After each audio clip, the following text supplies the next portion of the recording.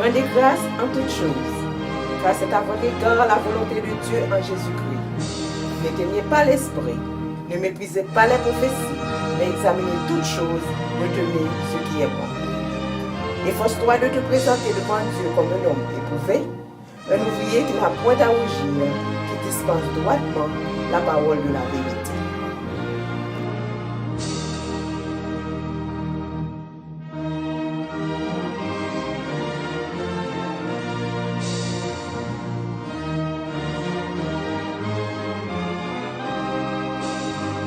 Bienvenue à notre séminaire sur la prophétie des messages des trois anges. Nous vous invitons à prendre votre Bible, papier et plume, alors que nous allons étudier la parole de Dieu. Frères et sœurs de l'Église du Reste, je vous salue dans le nom précieux de notre Seigneur et Sauveur Jésus-Christ. Aujourd'hui, nous allons étudier la fameuse prophétie trouvée dans le 9e chapitre du livre d'Ézéchiel. Afin de nous prédisposer à cette étude, lisons cette pensée tirée dans Premiers Écrits, page 124. Les différents groupes qui professent des croyances adventistes possèdent chacun une parcelle de vérité. Mais Dieu a confié toutes ces vérités à ses enfants qui se préparent pour le jour de Dieu. Il leur a aussi donné certaines vérités qu'aucun de ces groupes ne connaît et encore moins ne comprend. Ce sont des choses qui sont scellées pour eux, mais que le Seigneur a révélées à ceux qui sont prêts à voir et à comprendre. Alors que nous allons prier, demandons à Dieu de nous donner l'intelligence et la sagesse pour que nous soyons du nombre de ceux qui sont prêts à voir et à comprendre. Prions Dieu. Notre Père, notre Dieu, que ton nom est magnifique sur toute la terre. Toi qui n'es point un homme pour mentir, ni un fils d'homme pour se repentir, ne feras-tu pas ce que tu as dit et n'exécuteras-tu pas ce que tu as déclaré? Sanctifie-nous par ta parole, car ta parole est la vérité. Ouvre notre intelligence à la compréhension de la prophétie consignée pour nous dans le 9e chapitre du livre d'Ézéchiel. Accorde-nous ton bon esprit et bénis-nous au nom de Jésus. Amen. Ouvrons nos Bibles dans Apocalypse chapitre 7 et nous allons lire les versets 1 à 4. Après cela, je vis 4 anges debout aux 4 coins de la terre. Ils retenaient les 4 vents de la terre, afin qu'il ne soufflât point de vent sur la terre, sur la mer, ni sur aucun arbre.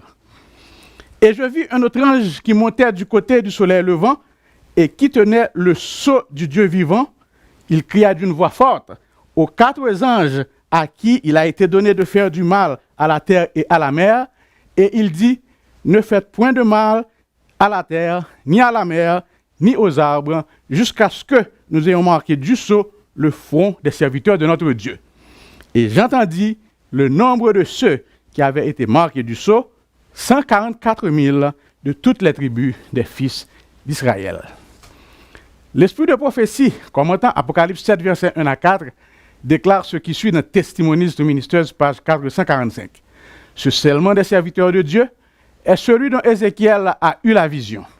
Jean a aussi été témoin de cette révélation impressionnante. Ceci étant dit, tournons les pages de nos Bibles dans Ézéchiel chapitre 9 et nous allons lire les versets 1 à 11. Puis il cria d'une voix forte à mes oreilles: approchez, vous qui devez châtier la ville, chacun son instrument de destruction à la main. Et voici, 6 hommes arrivèrent par le chemin de la porte supérieure du côté du septentrion, chacun son instrument de destruction à la main. Il y avait au milieu d'eux un homme vêtu de lin et portant une écritoire à la ceinture. Il vint se placer près de l'autel d'airain. La gloire du Dieu d'Israël s'éleva du chérubin sur lequel elle était et se dirigea vers le seuil de la maison. Et il appela l'homme vêtu de lin et portant une écritoire à la ceinture. L'Éternel lui dit: passe au milieu de la ville, au milieu de Jérusalem, et fais une marque sur le front des hommes qui soupirent et qui gémissent à cause de toutes les abominations qui s'y commettent. Et à mes oreilles, il dit aux autres: passez après lui dans la ville et frappez, que votre œil soit sans pitié et n'ayez point de miséricorde. Tuez, détruisez les vieillards, les jeunes hommes, les vierges, les enfants et les femmes, mais n'approchez pas de quiconque aura sur lui la marque et commencer par mon sanctuaire. Ils commencèrent par les anciens qui étaient devant la maison. Il leur dit, souillez la maison et remplissez de morts les parvis. Sortez! Ils sortirent et ils frappèrent dans la ville. Comme ils frappaient et que je restais encore, je tombais sur ma face et je m'écriais, ah, Seigneur éternel, détruiras-tu tout ce qui reste d'Israël en répandant ta fureur sur Jérusalem? Il me répondit, l'iniquité de la maison de Juda et d'Israël est grande, excessive. Le pays est rempli de meurtres.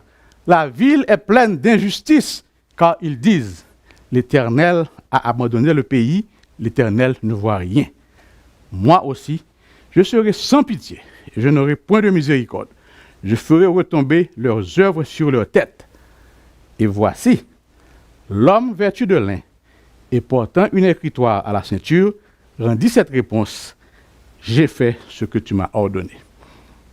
Retournons au verset 1er où il est dit, puis il cria d'une voix forte à mes oreilles, approchez, vous qui devez châtier la ville, chacun son instrument de destruction à la main. La lecture de ce verset doit nécessairement faire susciter les questions suivantes. Pourquoi ce châtiment? Et où cela se passera-t-il? Pour répondre à ces questions, lisons Ézéchiel chapitre 8. La 6e année, le 5e jour du 6e mois, comme j'étais assis dans ma maison et que les anciens de Juda étaient assis devant moi, la main du Seigneur, de l'Éternel, tomba sur moi. Je regardai, et voici, c'était une figure ayant l'aspect d'un homme.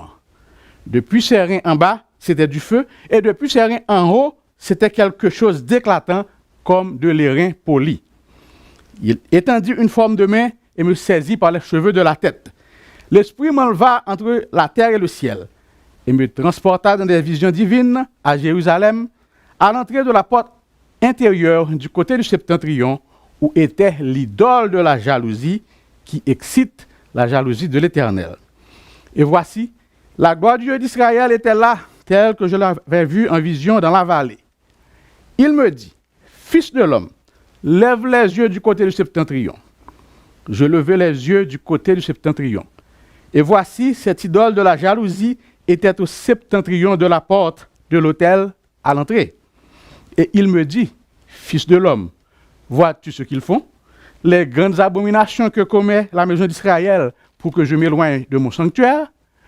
Mais tu verras encore d'autres grandes abominations. Alors, il me conduisit à l'entrée du parvis. Je regardai, et voici, il y avait un trou dans le mur. Et il me dit, fils de l'homme, perce la muraille. Je perçai la muraille, et voici, il y avait une porte. Et il me dit, entre, et vois les méchantes abominations qu'ils commettent ici. J'entrai, et je regardai. Et voici, il y avait toutes sortes de figures de reptiles et de bêtes abominables, et toutes les idoles de la maison d'Israël peintes sur la muraille tout autour. 70 hommes des anciens de la maison d'Israël, au milieu desquels était Jahazania, fils de Shaphan, se tenaient devant ces idoles, chacun l'encensoir à la main, et il s'élevait une épaisse nuée d'encens. Et il me dit, fils de l'homme, vois-tu ce que font dans les ténèbres les anciens de la maison d'Israël, chacun dans sa chambre pleine de figures? Car ils disent, l'Éternel ne nous voit pas, l'Éternel a abandonné le pays. Et il me dit, tu verras encore d'autres grandes abominations qu'ils commettent. Et il me conduisit à l'entrée de la porte de la maison de l'Éternel du côté du septentrion. Et voici, il y avait là des femmes assises qui pleuraient Tammuz. Et il me dit, vois-tu, fils de l'homme, tu verras encore d'autres abominations plus grandes que celles-là. Et il me conduisit dans le parvis intérieur de la maison de l'Éternel. Et voici, à l'entrée du temple de l'Éternel, entre le portique et l'autel, il y avait environ 25 hommes tournant le dos au temple de l'Éternel et le visage vers l'Orient. Et ils se prosternaient à l'Orient devant le soleil. Et il me dit, vois-tu, fils de l'homme, est-ce trop peu pour la maison de Juda de commettre les abominations qu'ils commettent ici? Faut-il encore qu'ils remplissent le pays de violence et qu'ils ne cessent de m'irriter? Voici, ils approchent le rameau de leur nez. Moi aussi, j'agirai avec fureur. mon œil sera sans pitié et je n'aurai point de miséricorde. Quand ils crieront à haute voix à mes oreilles, je ne les écouterai pas. Ces versets nous montrent, frères et sœurs, combien Dieu est attentif à tout ce qui se passe dans son Église. Lisons maintenant cette déclaration de la messagère du Seigneur à l'endroit des anciens de la maison de Juda et de l'Israël de nos jours, que nous trouvons dans Témoignages pour l'Église, volume 2, page 73, sous-titré « Le pire des péchés ». Elle dit « Les abominations qui ont fait gémir et soupirer les fidèles étaient celles que tout le monde pouvait voir, mais c'était loin d'être les pires. Les péchés qui avaient provoqué la jalousie d'un Dieu saint et pur n'étaient pas étalés au grand jour. Celui qui sonde les cœurs connaît chaque péché commis dans le secret par les ouvriers d'iniquité. Ces personnes s'abusent elles-mêmes, se tranquillisent à l'idée que le Seigneur est patient, qu'il ne les voit pas et ne s'occupe pas de ce qui se passe sur la terre. Mais il démasquera leur hypocrisie et révélera les péchés qu'ils avaient cachés avec soin. La parole de Dieu, qui est une parole éprouvée, une épée à double tranchant, nous dit dans Ésaïe 66, versets 4 à 6, que tout cela se complaise dans leur voix et leur âme trouve du plaisir dans leurs abominations. Moi aussi, je me complairai dans leur infortune et je ferai venir sur eux ce qui cause leur effroi. Parce que j'ai appelé et qu'ils n'ont point répondu. Parce que j'ai parlé et qu'ils n'ont point écouté. Mais ils ont fait ce qui est mal à mes yeux et ils ont choisi ce qui me déplaît. Mais ils seront confondus. Une voix éclatante sort de la ville, une voix sort du temple. C'est la voix de l'Éternel qui paie à ses ennemis leur salaire. C'est tout cela qui justifie cet ordre de l'Éternel rapporté au verset 1er d'Ézéchiel 9, quand il dit « Approchez, vous qui devez châtier la ville, chacun son instrument de destruction à la main. » Lisons pour continuer Ézéchiel 9, verset 2. « Et voici 6 hommes arrivèrent par le chemin de la porte supérieure du côté du septentrion, chacun son instrument de destruction à la main. Il y avait au milieu d'eux un homme vêtu de lin et portant une écritoire à la ceinture. Ils vinrent se placer près de l'autel d'airain. » À la lumière de ce verset, nous voyons clairement que les 6 hommes du verset 2, qui arrivèrent par le chemin de la porte supérieure du côté du septentrion, représentent 6 anges qui sont commissionnés par Jésus lui-même afin d'accomplir une œuvre étrange au sein de son Église. L'autel d'airain mentionné ici montre qu'il s'agit de l'Église du Seigneur, son sanctuaire. La Bible emploie parfois le mot « homme » pour parler des anges. Nous avons pour preuve le récit de Daniel mentionné de Daniel 9, verset 21-22 qui se lit comme suit. « Je regardais, je parlais encore dans ma prière, quand l'homme Gabriel que j'avais vu précédemment dans une vision s'approcha de moi d'un vol rapide au moment de l'offrande du soir. Il m'instruisit et s'entretint avec moi. Il me dit, « Daniel, je suis venu maintenant pour ouvrir ton intelligence. » L'esprit de prophétie, dans Jésus-Christ, page 78, vient appuyer ce qui vient d'être dit. En réponse à la prière de Zacharie, l'ange dit, « Moi, je suis Gabriel, celui qui se tient devant Dieu. J'ai été envoyé pour te parler et t'annoncer cette bonne nouvelle. » 500 ans auparavant, Gabriel avait fait connaître à Daniel la période prophétique devant s'étendre jusqu'à la venue du Christ. Sachant que cette période était près d'expirer, Zacharie s'était senti pressé de prier en vue de l'avènement du Messie. Maintenant, le même messager qui avait apporté l'oracle à Daniel venait d'annoncer l'accomplissement. Non seulement ces 6 hommes représentent 6 anges, mais il nous est dit aussi qu'ils arrivèrent par le chemin de la porte supérieure, notons-le, du côté du septentrion.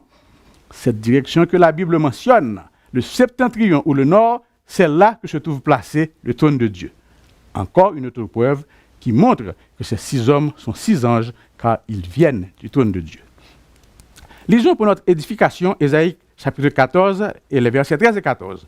« Tu disais en ton cœur, je monterai au ciel, j'élèverai mon trône au-dessus des étoiles de Dieu, je m'assiérai sur la montagne de l'assemblée, à l'extrémité du septentrion. Je monterai sur le sommet des nues, je serai semblable au Très-Haut. » Ces versets se passent de commentaires. A bien remarqué que la parole de Dieu nous dit que ces 6 hommes viennent du ciel pour se rendre sur la terre et dans le sanctuaire de Dieu pour accomplir une œuvre de la plus grande importance. Dans Ézéchiel 9, versets 3 et 4, nous lisons « La gloire du Dieu d'Israël s'éleva du chérubin sur lequel elle était, et se dirigea vers le seuil de la maison. Et il appela l'homme vêtu de lin et portant une écritoire à la ceinture. L'Éternel lui dit, passe au milieu de la ville, au milieu de Jérusalem, et fais une marque sur le front des hommes qui soupirent et qui gémissent à cause de toutes les abominations qui s'y commettent. Et l'homme vêtu de lin, ayant une écritoire à la ceinture, ou un encrier d'écrivain, d'après la version d'Arby, a pour mission de marquer et de sceller le front des serviteurs de Dieu qui soupirent et qui gémissent à cause de toutes les abominations qui se commettent au sein de l'Église, mais qui ne participent pas à ces abominations. Cet ange spécial accomplira sa mission parfaitement, car cet ouvrage est au futur. Et à l'Éternel qui lui a commandé en ces termes, passe au milieu de la ville, au milieu de Jérusalem, et fait une marque sur le front des hommes qui soupirent et qui gémissent à cause de toutes les abominations qui s'y commettent. Cet ange, dis-je, rendit cette réponse à l'Éternel, j'ai fait ce que tu m'as ordonné. La mission de cet ange, je le répète, c'est de sceller ou de marquer au front les serviteurs de Dieu pour qu'ils soient épargnés au jour du carnage, lors de la destruction des méchants ou de la purification de l'Église. Dans 1er écrit par Saint 18, nous lisons, je vis ensuite le troisième ange. Celui qui m'accompagnait me dit, son œuvre est redoutable, sa mission est solennelle. Il doit séparer le bon grain de l'ivraie et sceller ou lier les gerbes pour les greniers célestes. Voilà ce qui devait occuper votre esprit, retenir toute votre attention. Il est d'une importance capitale qu'on se rappelle que l'œuvre du troisième ange doit s'effectuer durant le temps de grâce. Si l'ange vêtu de lin avec une écritoire à la ceinture a pour mission de marquer et de protéger les vrais ou les fidèles enfants de Dieu, la mission des 5 hommes ayant chacun son instrument de destruction à la main est terrible et redoutable. Au verset 5 à 7 du chapitre 9 d'Ézéchiel, le prophète déclare « Et à mes oreilles, il dit aux autres, passez après lui dans la ville et frappez, que votre œil soit sans pitié et n'ayez point de miséricorde. Tuez, détruisez les vieillards, les jeunes hommes, les vierges, les enfants et les femmes, mais n'approchez pas de quiconque aura sur lui la marque, et commencez par mon sanctuaire. » Ils commencèrent par les anciens qui étaient devant la maison. Il leur dit, souillez la maison et remplissez de monde les parvis. Sortez! Ils sortirent et ils frappèrent dans la ville. Dans Bible Commentary, volume 4, page 1161, la servante du Seigneur déclare, qu'est-ce que le sceau du Dieu vivant qui sera gravé sur le front de son peuple? C'est une marque invisible pour les êtres humains, dit-elle, mais que les anges savent lire, car il faut que l'ange destructeur voit ce signe de rédemption. Dans Ézéchiel 9, verset 8 à 11, il est dit, comme il frappait, et que je restais encore, je tombais sur ma face et je m'écriais, ah, Seigneur éternel, détruiras-tu tout ce qui reste d'Israël en répandant ta fureur sur Jérusalem? Il me répondit, l'iniquité de la maison d'Israël et de Juda est grande, excessive, le pays est rempli de meurtres. La ville est pleine d'injustice, car ils disent, l'Éternel a abandonné le pays, l'Éternel ne voit rien. Moi aussi je serai sans pitié, et je n'aurai point de miséricorde. Je ferai retomber leurs œuvres sur leur tête. Et voici, l'homme vêtu de lin et portant une écritoire à la ceinture rendit cette réponse, j'ai fait ce que tu m'as ordonné. Comme il frappait et que je restais encore. C'est le moment de répéter avec le psalmiste dans Psaume 91, versets 7, 8 et 11. Que 1000 tombent à ton côté et 10 000 à ta droite, tu ne seras pas atteint. De tes yeux seulement, tu regarderas et tu verras la rétribution des méchants. Car il ordonnera à ses anges de te garder dans toutes tes voies. Comme nous le voyons, nous sommes maintenant parvenus à la première phase de l'accomplissement de la prophétie d'Ézéchiel 9. Je veux parler du scellement ou du marquage. Comme nous l'avons mentionné plus haut, c'est ce qui devrait occuper notre esprit, retenir toute notre attention. La condition sine qua non pour recevoir le sceau de Dieu est que nous devons soupirer et gémir contre les abominations qui se commettent dans l'Église. Que signifie soupirer et gémir? Lisons à cet effet un extrait tiré des témoignages pour l'Église, volume 2, pages 72 et 73. Le commandement est donné. Passe au milieu de la ville, au milieu de Jérusalem, et fais une marque sur le front des hommes qui soupirent et qui gémissent à cause de toutes les abominations qui s'y commettent. Ézéchiel 9, verset 4. Ceux qui gémissent et se lamentent ainsi avaient proclamé les paroles de vérité. Ils avaient repris, conseillé, menacé, et quelques-uns de ceux qui avaient méprisé l'Éternel s'étaient repentis et avaient humilié leur cœur devant lui. Au temps où la colère du ciel s'exercera, ces humbles et dévoués disciples de Jésus-Christ se distingueront du reste du monde par les angoisses de leur âme exprimées sous forme de lamentation, de larmes, d'avertissement et de censure, tandis que d'autres s'efforcent de dissimuler le mal et d'excuser le péché et le libertinage qui règnent partout. Ceux qui ont du zèle pour la gloire de Dieu et pour l'amour des âmes ne se taisent point afin de gagner la faveur de certaines personnes. Ils s'affligent chaque jour des actions et des propos impurs des méchants. Ils sont impuissants à arrêter le courant d'iniquité qui déferle partout. Aussi sont-ils remplis de douleur et de crainte. Ils s'affligent devant Dieu en voyant la religion bafouée dans la demeure même de ceux qui ont eu beaucoup de lumière. Ils se lamentent parce que l'orgueil, l'avarice, l'égoïsme et les tromperies de toutes sortes ont envahi l'Église. On méprise l'Esprit de Dieu qui fait entendre des reproches, tandis que les agents de Satan triomphent. Dieu est déshonoré et la vérité reste sans effet. Le sceau de Dieu ne sera point apposé sur ceux qui ne s'affligent pas de leur misère spirituelle et qui ne gémissent pas sur le péché des autres. Frères et sœurs bien-aimés, le moment est venu d'attirer une fois de plus votre attention sur la relation qui existe entre Ézéchiel 9 et Apocalypse 7. Dans Apocalypse 7, verset 2-3, l'ange qui tenait le sceau du Dieu vivant cria aux 4 anges à qui il avait été donné de faire du mal à la terre et à la mer en disant « Ne faites point de mal à la terre, ni à la mer, ni aux arbres, jusqu'à ce que nous ayons marqué du sceau le front des serviteurs de notre Dieu. » Ceci correspond exactement au même mouvement enregistré dans Ézéchiel 9, verset 4, où le commandement est donné. Passe au milieu de la ville, au milieu de Jérusalem, et fait une marque sur le front des hommes qui soupirent et qui gémissent à cause de toutes les abominations qui s'y commettent. Après cela, les vents seront lâchés et les 4 anges qui avaient pour mission de faire du mal à la terre entreront en action. Il en est de même dans Ézéchiel chapitre 9. Une fois que l'homme vêtu de lin, avec l'encrier d'écrivain, est fini d'apposer son sceau sur les hommes qui soupirent et qui gémissent, les 5 hommes ayant chacun leur instrument de destruction à la main entreront en scène et passeront à l'action. Alors que dans Ézéchiel 9, il n'est pas fait mention du nombre des scellés. Dans Apocalypse 7, verset 4, le nombre est dévoilé, car il est écrit « Et j'entendis le nombre de ceux qui avaient été marqués du sceau, 144 000 de toutes les tribus des fils d'Israël. » Si la loi de l'audition intervient dans Apocalypse 7, verset 4, la loi de la vision, elle aussi, est mentionnée dans Apocalypse 14, verset 1er, où il est dit « Je regardais, et voici l'agneau se tenait sur la montagne de Sion, et avec lui 144 000 personnes qui avaient son nom et le nom de son père écrit sur leur front. » Les 144 000 constitueront par conséquent le reste de l'Église du reste et seront, comme le dit la sœur White, le vrai peuple de Dieu qui a à cœur l'œuvre du Seigneur et le salut des âmes et qui considérera toujours le péché dans sa terrible réalité. Il acceptera toujours que soient fidèlement et clairement révélés les péchés qu'il assaille si facilement. Il aura un sens aigu de ses fautes, tout particulièrement aux dernières heures de l'histoire de l'Église, au moment où sont scellés les 144 000 qui doivent se tenir sans tache devant le trône de Dieu. Puisque soupirer et gémir est un impératif, mieux vaut le faire avant la purification qu'après.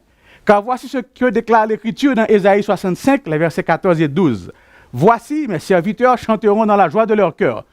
Mais vous crierez dans la douleur de votre âme et vous vous lamenterez dans l'abattement de votre esprit. Je vous destine au glaive et vous fléchirez tous le genou pour être égorgés, car j'ai appelé et vous n'avez point répondu. J'ai parlé et vous n'avez point écouté. Mais vous avez fait ce qui est mal à mes yeux et vous avez choisi ce qui me déplaît. » Le prophète Ézéchiel n'a pas été le seul à se prononcer sur la purification de l'Église. Le prophète Amos, lui aussi, a été sensibilisé par ce fait. Lors de sa dernière vision, Il a déclaré dans Amos 9, versets 9 et 10 ce qui suit. Car voici, je donnerai des ordres et je secouerai la maison d'Israël parmi toutes les nations comme on secoue avec le crible sans qu'il tombe à terre un seul grain. Tous les pécheurs de mon peuple mourront par l'épée. Ceux qui disent le malheur n'approchera pas, ne nous atteindra pas. Ces versets me font penser à cette déclaration retracée dans Témoignages pour l'Église, volume 2, page 73. Et je cite, « Le Seigneur a donné des ordres à ses messagers, à ceux qui tiennent à la main un instrument de destruction. Passez après lui dans la ville et frappez. Que votre œil soit sans pitié et n'ayez point de miséricorde. Tuez, détruisez les vieillards, les jeunes hommes, les vierges, les enfants et les femmes. Mais n'approchez pas de quiconque aura su de la marque. Et commencez par mon sanctuaire. » Ils commencèrent par les anciens qui étaient dans la maison. Ézéchiel 9, versets 5 et 6. Ici, nous remarquons que l'Église, le sanctuaire du Seigneur, sera la première à éprouver les effets de la colère de Dieu. Car c'est le moment où le jugement va commencer par la maison de Dieu, selon 1 Pierre 4, verset 17. Les anciens, ceux à qui il a donné une grande lumière et qui ont pour devoir de veiller sur les intérêts spirituels de la communauté, ont trahi leur mission. Ils avaient pour mission d'avertir les membres de la purification prochaine de l'Église. Comme il est dit dans Ézéchiel 33, verset 6, « Si la sentinelle voit venir l'épée et ne sonne pas de la trompette, si le peuple n'est pas averti et que l'épée vienne enlever à quelqu'un la vie, celui-ci périra à cause de son iniquité. Mais je redemanderai son sang à la sentinelle. » Ils ont prétendu qu'on ne devrait point s'attendre à voir des miracles et des manifestations signalées de la puissance de Dieu comme au temps de la primitive Église. Rappelez-vous le châtiment infligé à Ananias et Saphira. Les temps ont changé, disent-ils. Ces paroles les fortifient dans leur incrédulité et ils disent « Le Seigneur ne fera ni bien ni mal.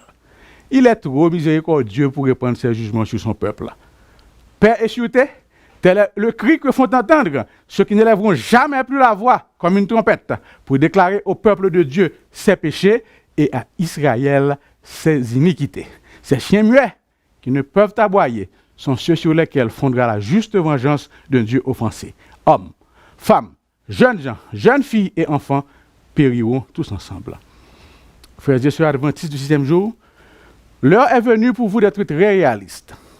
Procurez-vous des témoignages pour l'Église et investiguez pour vous-même afin de voir si toutes ces choses que je vous lis maintenant n'y sont pas écrites et depuis bien des années.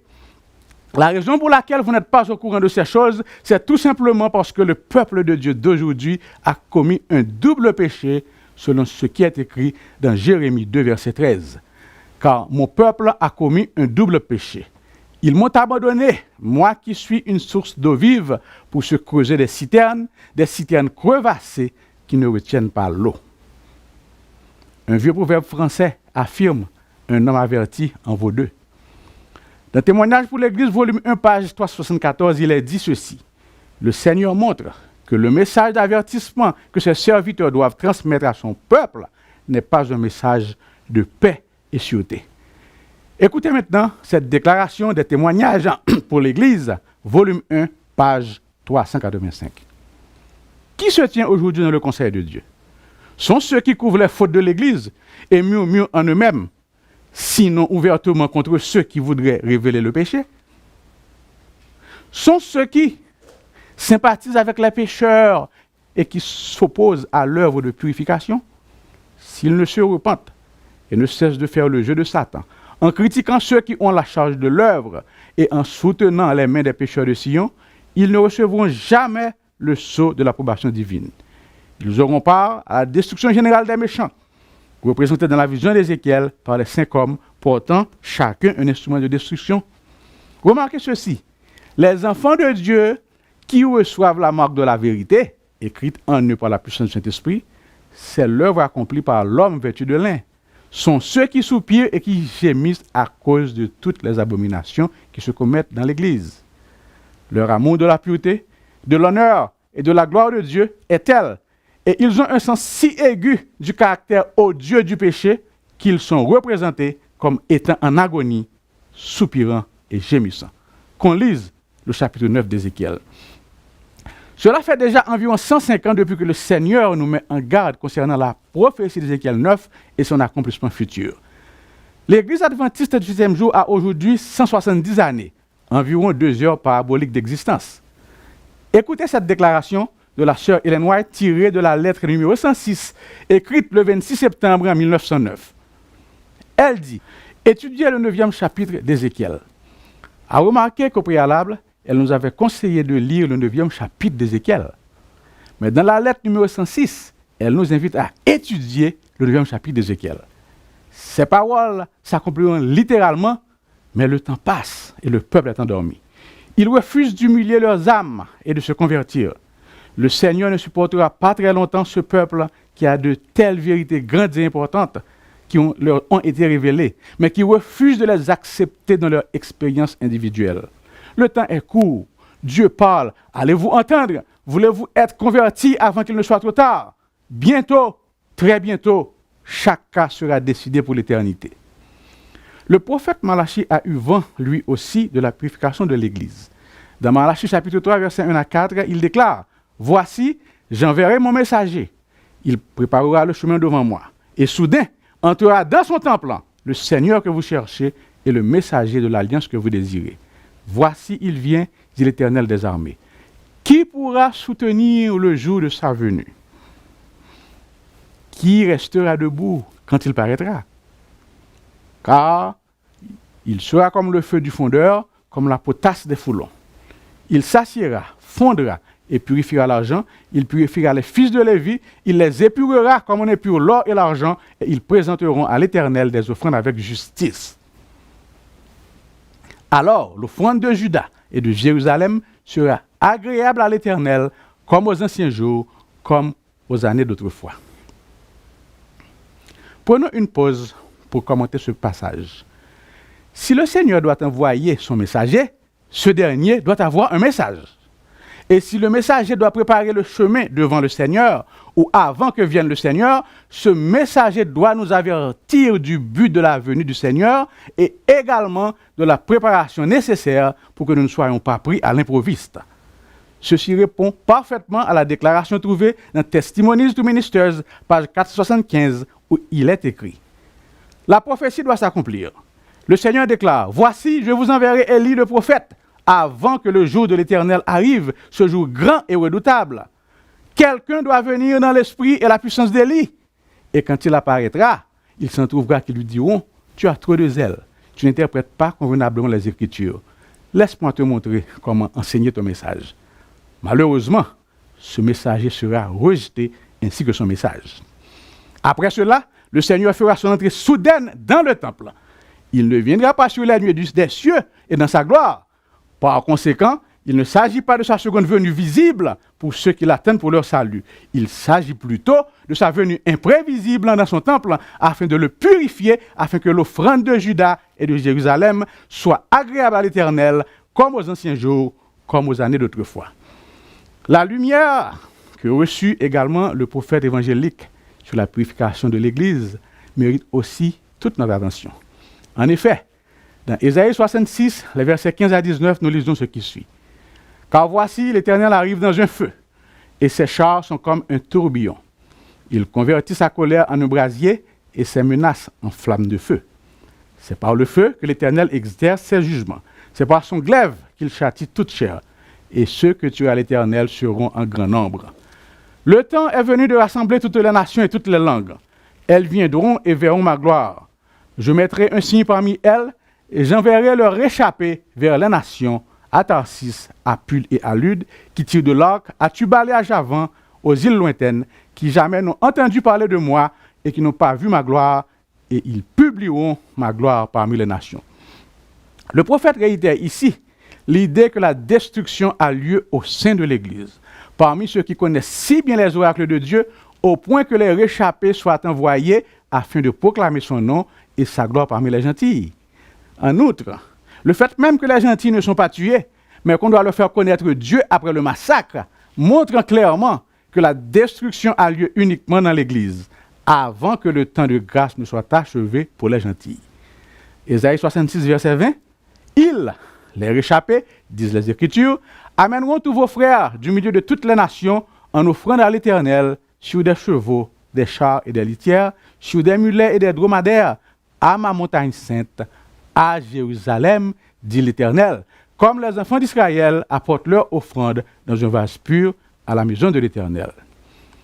Puisque les 144 000 sont les premiers fruits et également les serviteurs de Dieu, et qu'ils sont issus de la maison de Juda et d'Israël antitype, ils sont certainement les réchappés et ceux qui sont envoyés vers les nations. Ceux qu'ils amèneront à la maison du Seigneur de toutes les nations, Apocalypse 7, verset 9, sont par conséquent les seconds fruits. Les premiers représentent la moisson issue de l'Église et les seconds la moisson issue des gentils. Frères et sœurs bien-aimés, l'accomplissement de la prophétie d'Ézéchiel 9, ou la purification de l'Église, est un passage obligé pour que l'œuvre de la prédication de l'Évangile soit achevée sur la terre. C'est Dieu lui-même qui l'a établi ainsi. Seuls les 5 vierges sages de l'Église du reste vont y prendre garde et se préparer en conséquence. Nous le savons d'ailleurs que le Seigneur, l'Éternel, ne fait rien sans avoir révélé son secret à ses serviteurs les prophètes. Amos 3, verset 7. Dans Southern Watchman, 21 mars 1905, nous lisons: les dernières paroles de Malachie constituent une prophétie relative à l'œuvre qui devrait être réalisée avant le premier et le second avènement du Christ. L'œuvre de Jean-Baptiste et le ministère de ceux qui, dans les derniers jours, animés de l'esprit et la puissance d'Élie, sortiront afin de réveiller le peuple de sa léthargie spirituelle, ont à bien des égards des points communs. Son œuvre préfigure la tâche qui doit être accomplie de nos jours. Christ doit venir une seconde fois pour juger le monde selon la justice. Les messagers de Dieu chargés de porter ce dernier message d'avertissement au monde doivent préparer la voie du second avènement du Seigneur, tout comme Jean le fit lors de son premier avènement. Comme on le voit, la prophétie d'Ézéchiel et son accomplissement imminent est la vérité présente pour le peuple adventiste de Dieu d'aujourd'hui, l'Église adventiste du 7e jour. Il y a longtemps déjà que la sœur White a fait cette déclaration que nous trouvons dans Premiers Écrits, page 63. Elle dit: il y a de nombreuses vérités dans la parole de Dieu, mais c'est de la vérité présente que le troupeau a besoin aujourd'hui. Je sais que plusieurs pourront se demander: c'est quoi la vérité présente? À ceci, je pourrais leur répondre en leur lisant une note tirée du livre À l'écoute de la Bible, pages 127 et 128. Il est des vérités centrales applicables à tous les temps que l'on pourrait appeler des vérités constantes parce que répondant aux besoins fondamentaux de chaque génération. Il est d'autres vérités particulières qui sont liées à une époque déterminée, mais qui n'en sont pas moins importantes, car de leur rejet ou de leur acceptation dépend le salut ou la réprobation des hommes d'une génération donnée. C'était le cas du message de Noé relatif au déluge. Pour les antédiluviens, ce message représentait la vérité présente. Il est vraisemblable que la plupart de ceux qui furent engloutis par le déluge croyaient en Dieu. Mais la valeur de leur foi fut mise à l'épreuve lorsque retentit le message particulier prêché par Noé. La différence entre leur foi et la sienne fut manifestée lorsqu'ils refusèrent de croire à la vérité vitale, vérité présente pour cette époque-là et qui consistait dans l'annonce d'un très grand cataclysme. Fin de citation. Dans la tragédie des siècles, nous lisons aux pages 661 et 662 un autre texte d'importance mettant en évidence la vérité présente. Écoutez, chaque période de l'histoire de l'Église a été marquée par quelques vérités adaptées aux besoins de l'époque. Ces révélations nouvelles, en but à l'opposition et à la haine, ont toujours été accueillies par les âmes pieuses. Quand le Seigneur, en une heure de crise, donne une vérité spéciale à son peuple, comment refuser de la proclamer? Il ordonne maintenant à ses serviteurs de faire entendre au monde le dernier appel de miséricorde. Ce serait au péril de leur âme que les ambassadeurs du Christ garderaient le silence. Pourvu qu'ils fassent leur devoir, ils n'ont pas à s'inquiéter des conséquences. Dieu s'en occupe. Frères et sœurs bien-aimés, tout comme le message de Noé à l'époque des antédiluviens était la vérité présente en ce temps-là, aujourd'hui, la purification de l'Église est la vérité présente pour les adventistes du 10e jour. Tout comme Noé était considéré comme un fou, un alarmiste et un fanatique, il en est de même aujourd'hui de tous ceux qui osent annoncer le message de la purification de l'Église. Tout comme le déluge représentait une aberration pour les gens du temps de Noé, parce qu'ils n'avaient jamais eu de pluie à cette époque-là, voire un déluge, il en sera de même aujourd'hui pour le peuple adventiste du 7e jour, puisque depuis que le monde est monde, un massacre physique tel que annoncé ne s'est jamais produit dans aucune église, voire chez le peuple de Dieu. Tout comme à l'époque de Noé, il y avait beaucoup de gens sincères et fidèles qui croyaient en Dieu et qui le servaient de tout leur cœur, mais qui périrent dans le déluge. Aujourd'hui aussi, il y a beaucoup de serviteurs et d'adorateurs sincères et honnêtes dans l'église adventiste du 7e jour qui périront lors de la purification de l'église pour n'avoir pas cru à cette vérité présente et vitale. Ils seront nombreux à s'écrier quand ils réaliseront qu'ils ont été trompés. La moisson est passée, l'été est fini et nous ne sommes pas sauvés. Puisse Dieu ouvrir votre entendement et vos yeux spirituels afin que vous réalisiez que la prophétie d'Ézéchiel 9 est le message de l'heure et que cette prophétie s'accomplira à la lettre. Car c'est une prophétie dont le temps est déjà fixé. Elle marche vers son terme et elle ne mentira pas. Si elle tarde, attends-la, car elle s'accomplira certainement. Habakkuk, chapitre 2, verset 3. Que le Seigneur vous bénisse.